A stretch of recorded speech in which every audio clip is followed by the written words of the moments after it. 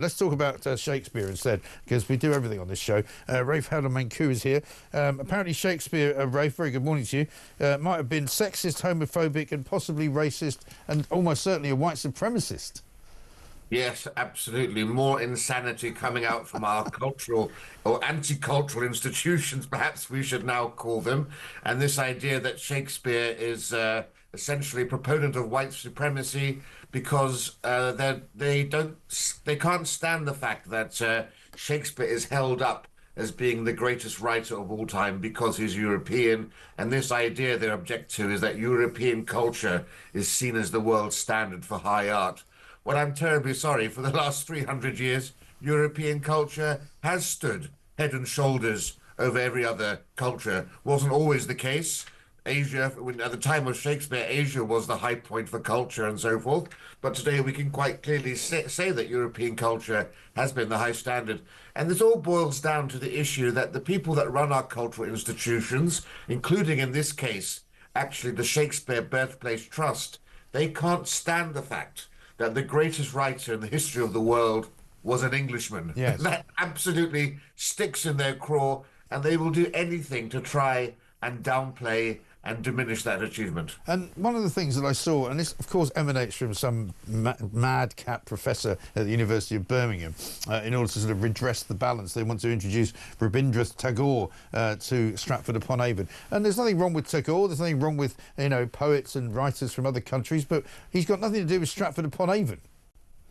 Yeah, precisely. I mean, it's impossible to imagine this happening in any other culture, in Japan, or even within Europe. You know, this is primarily an Anglosphere phenomenon. You wouldn't define this happening to Proust or whatever in France, or to Goethe in Germany. This is something that happens only in English language countries. And listen, there's a reason that Shakespeare is a global phenomenon, and it's because of his timeless insights into the human spirit and the human condition. Yes. Characters he created are just as relevant today. They have the same issues dealing with jealousy and love and all of that. The fact is, he just happened to be an Englishman. And you know that this isn't about white supremacy, because if you look at China, for example, and Japan, these countries are fiercely patriotic. They're very defensive of their culture against Western imperialism.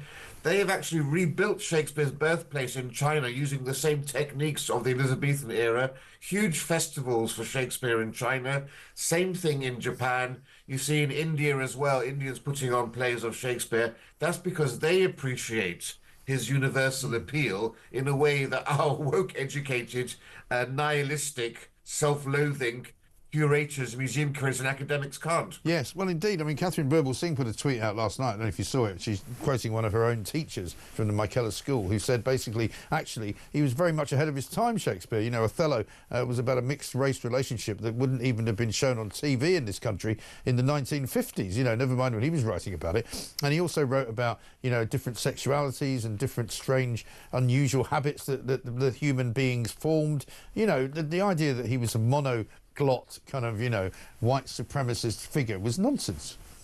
Oh, of course, and of course, famously in The Merchant of Venice, you know, against anti-Semitism, if you prick us, do we not bleed? Yeah. And all of this. I mean, the thing is, the big problem people have is they assume that what Shakespeare wrote, Shakespeare believed. Shakespeare never said anything. It was his characters who were saying the things, and he was putting into them all of the vices and the good things and the bad things of human nature and human society. Yeah. And to judge the past, I mean, for example, they're also claiming that King Lear is about whiteness. Excuse me? Nobody was thinking about race and all of today's hot topics in a time when we were essentially entirely culturally homogenous and people did not encounter race in their everyday lives. It's extremely dangerous and damaging to do that. And this is just yet more of this war on our history, the war on our culture. Anything that's great about Britain and the West has to somehow have some source of evil at its root core and has to be undermined, is deeply destructive of our society. It demoralizes us as a people because we seem to think that there's nothing around which we can take any pride. This goes along hand in hand with pulling down statues, Yeah. renaming parks. This is all about trying to create a cultural year zero where there's nothing in the past to be proud about, and then they can create this new, brave new world that they want to create where everything is about fetishizing minority cultures over the prevailing predominant British culture. Yeah, exactly right. Couldn't have put it better myself. Well said. Rafe Heydel-Mankoo, thank you very much indeed, broadcaster, historian and fellow at the New Culture Forum.